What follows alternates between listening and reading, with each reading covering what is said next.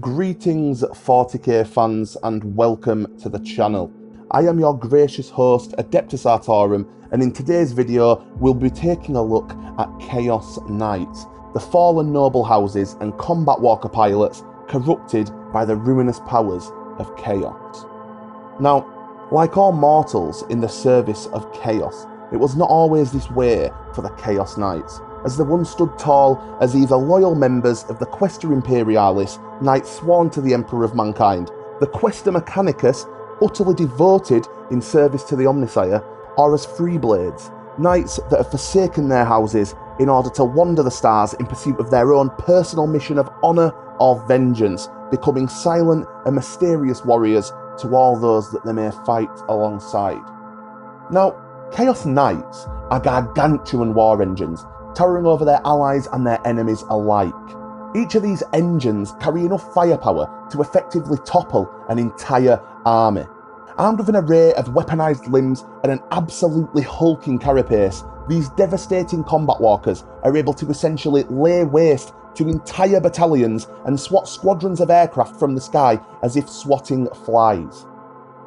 Chaos Lords and other Chaos agitators will go to extreme lengths to secure the service of these mighty warriors and bringers of absolute carnage. Even more feared than the lone warriors of the Chaos Knights are those of the Questa Traitoris, the malevolent households of the Chaos Knights. These particular knights are deployed in much greater numbers and have been known to effectively bring entire worlds to their knees. Now, each individual Chaos Knight is an unsanctified relic of humanity's long-lost past, and are essentially the dark iteration of their Imperial Knight counterparts. These fearsome war engines are twisted and corrupted entities moulded by the dark sorceries of the Warp. Now, as for the Knight suits themselves, their creation dates back to the age of technology, the zenith of mankind's scientific knowledge and respective prowess, which lasted from around the 15th millennium up until the subsequent Age of Strife in the 25th millennium. These suits were invented using STC, or Standard Template Construction Databases, an advanced artificially intelligent computer database used by humanity in this era. Many of the suits created in this fashion have survived the many Terran wars in the passing millennia since their creation, and as a result are still deployed in the service of humanity to this day. Now, the suits have subsequently been piloted by aristocratic warrior nobles who possess enough mental, spiritual, and of course physical strength of character to survive the rigorous yet life-threatening process known as the Ritual of Becoming, where the noble pilot must imprint their personality into the respective suit's thrown Mechanicum, the cybernetic control platform housed within the Knight. This process is no small ordeal, and the nobles undergoing it have been physically and mentally prepared for their integration.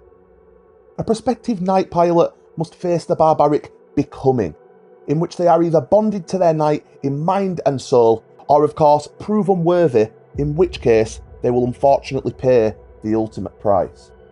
In the case of a Chaos Knight, these rituals are of course tainted by malevolent warp entities, horrendous sorceries, and more often than not, the base perversions of the pilot himself. Now, to begin with, the Knight may look unchanged, but of course the damage has already been done and the irrevocable process has already begun.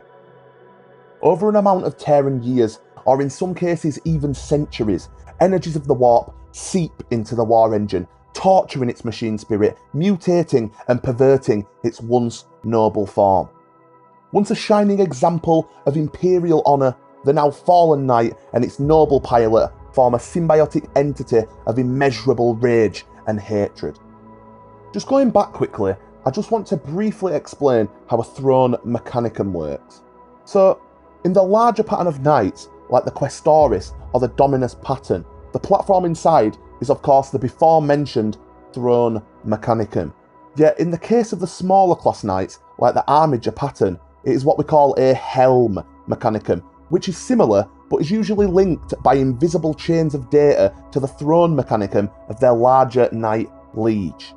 Now, the nobles with the smaller Armiger pattern suits usually act similarly to a squire, and as such, the before mentioned chains of data are that strong that the larger knight can almost puppeteer the smaller knights, the higher status knight taking control of his vassal's base functions, and so the armiger is forced to carry out the will of their liege. Going back to the throne itself, it basically has cerebral uplinks and neural jacks connecting the pilot's nervous system to the device, allowing them to directly interface with the knight's machinery in complete unison. In the case of the Chaos Knights, omnimotivators and actuators are driven by streams of utterly hateful thoughts, while sensory information and multispectrum auspex relay feeds back into the pilot's minds with a burning clarity. Within the throne itself are the neural echoes of its previous noble pilot, shrieking technogeists whose suffering grow exponentially as the knight that they are eternally bonded to grows more and more warped by chaos. Only the most indomitable of the fallen nobles are able to communicate with the throne Mechanicum and are able to throw the knight into action with the use of pernicious will alone. Now, fallen nobles wired into a helm Mechanicum are of course similarly twisted and perverted by the energies of the warp, and in a similar fashion to the Imperial Armigers, their helm is tied directly to the will and soul of their larger knightly overlords, though these smaller knights are more like slaves to their larger masters, serving them as hate-filled thralls. Now, since the galaxy-spanning civil war known as the Horus Heresy, many thousands of knights, and in some cases entire knight houses, have fallen to the ruinous powers. And with their fall comes an immense blow to the Imperium and its war machine, because not only are knights and their nobles crucial to the Imperium's forces, they are also considered some of the most stalwart and loyal servants of the Imperium in its entirety. In fact, just the idea that a knight could simply abandon their vows and march against humanity's forces is as good as blasphemy. The belief within the Imperium that a knight represents such unshakable loyalty has even borne whispers that the Departamento Munitorum has even ordered the execution of Imperial officers for the mere suggestion that they have faced off with a fallen noble. Yet of course the terrifying reality is that the murderous knights, bent on carnage and destruction, regularly descend upon the servants of the Emperor in unsettling, ever-growing numbers. Now, Chaos Knights embark on their quests for death and destruction for many reasons. Some swear undying fealty to the Dark Mechanicum, where some simply conquer territory for the glory of their Dark Masters. Others have sworn a similar fealty to that of the heretic Astartes and accompany their warbands to war. Some align themselves with other dark entities, but of course death and suffering comes wherever they go. Now, some Chaos Knights have no such loyalty to other Chaos entities, worshipping only their respective Chaos God or even Chaos itself. These literally insane fallen nobles are driven by nothing but profane visions, questing only with the intention to essentially split the very fabric of existence and transform the galaxy into a demented and terrifying hellscape. Now, as mentioned earlier in the video, a single Chaos Knight has literally the same firepower and resilience as an entire battalion. Knights that have destroyed or butchered or simply just turned upon their knight houses are dubbed Dreadblades, and like their Imperial three-blade counterparts, they tend to operate alone as a sort of mercenary, lending their might to the occasional warlord in exchange for relics, arcane secrets, or even a fife planet for them to enact their absolute debaucheries. Even more terrifying than these individual Dreadblades are the mighty knight houses, and if you haven't guessed, that is a line or a knightly house that has fallen to chaos in its entirety. Now, there are a couple of types of fallen houses: those that have sided with the Dark Mechanicum and their absolutely terrifying, potentially world-ending Traitor Titan legions. These houses are simply known as Infernal Houses, and they tend to use techno-sorcery and additionally summoned demonic entities to bolster their already ridiculously formidable knight suits' abilities and prowess. Now, the other knight houses are known as iconoclast houses, and they have more of a varied collection of allegiances. For example, some maintain vows of allegiance to certain Chaos Astartes and their warbands, where others vow allegiance to their respective deity in entirety. Now, some of these have even renounced fealty to the Imperium to literally carve out their own empire of dread and absolute chaos, carnage and destruction.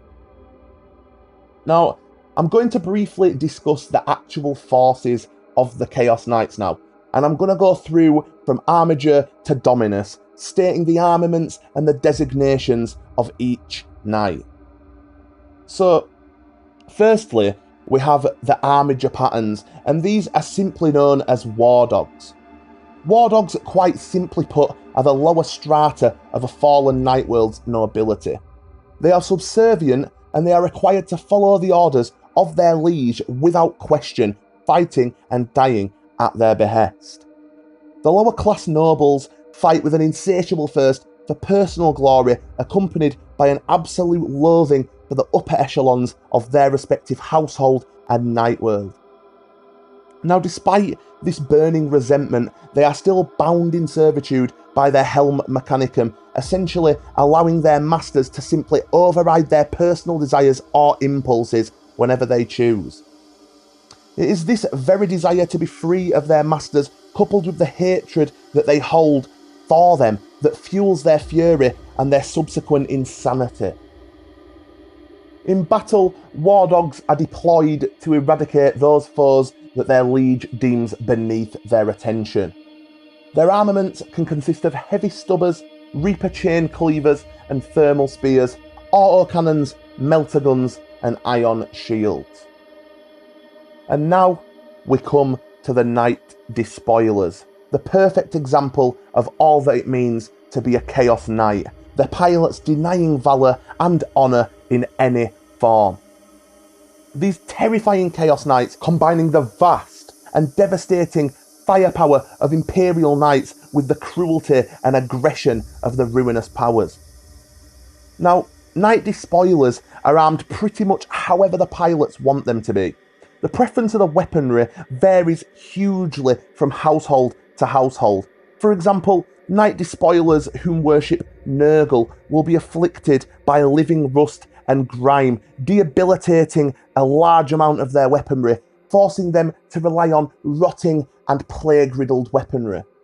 Knight Despoilers are of the Questoris pattern, and their armaments can consist of heavy stubbers, Reaper chainswords, Thunderstrike gauntlets, ion shields, Avenger Gatling cannons with built-in flamers, twin-linked Icarus autocannons, Storm Spear rocket pods and Iron Storm missile pods, just to name a few. Another of the Questoris pattern knights is that of the Knight Desecrator. These fearsome nobles wield mid to close range weaponry, making them adept at dueling enemy war engines or hurling tanks across the battlefield to lethal effect. Their short to mid-range armaments make them effective at tearing down enemy fortifications and causing all-round carnage on the field of battle. The armaments of a Desecrator can range from heavy stubbers and laser destructors to Reaper chainswords and Thunderstrike gauntlets. They're also equipped with ion shields and are able to use their gargantuan feet to effectively crush all below. The final Questoris pattern knight utilised by the Ruinous Powers is the Knight Rampager. These particular knights excel in melee combat and are little more than uncontrollable rampaging berserkers. They attack completely devoid of any concern for their own physical well-being or survival. They care little for the tactics of their enemies, and as their name may suggest, they just charge full tilt at their foes in an absolute bloody rampage. Now, the Knight Rampagers are so unpredictable, so ferocious, that they are often kept in hex cages aboard orbiting warships and teleported directly to the front lines.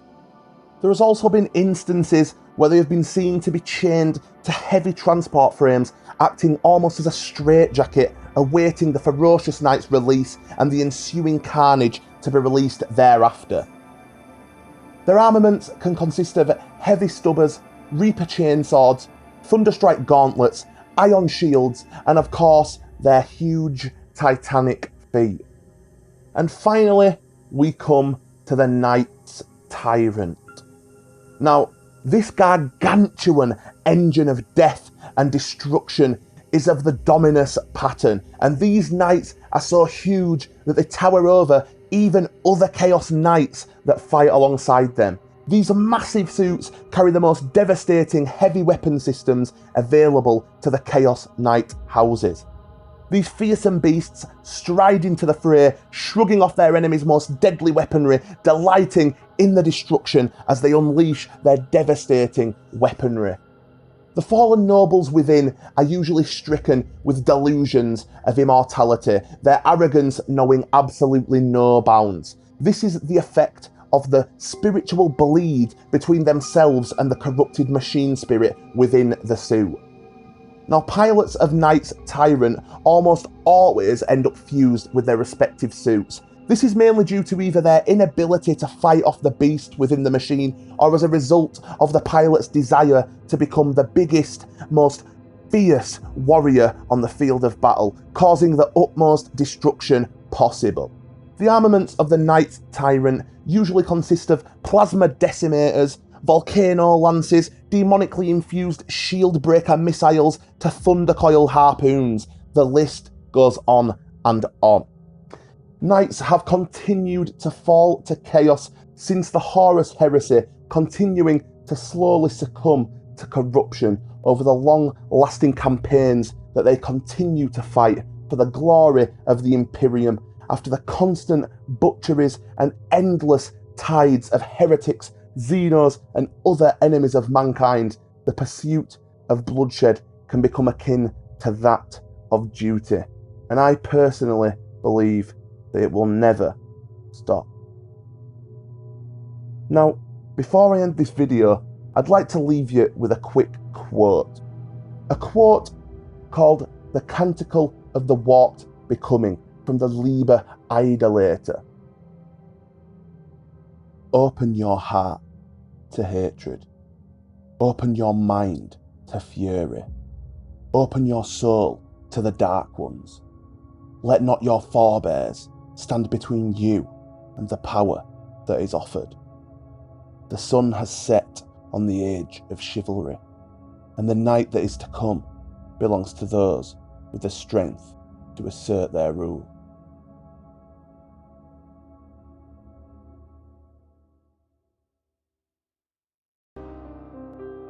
Now, in this video, we have only discussed some essential details of the Chaos Knights, and I plan to explore specific knights, houses, and their respective stories in future content. But I hope this video has given you at least some basic insight into the Chaos Knights. Now, I hope you've enjoyed this video, and if you wish to see a specific faction or story from the 40k universe featured in future content, just drop a comment below and I will endeavour to bring you the content that you wish to see. If you've liked this video, please drop a thumbs up and consider subscribing to stay up to date when I release a new video. I have been your gracious host, Adeptus Artorum, and I thank you for watching.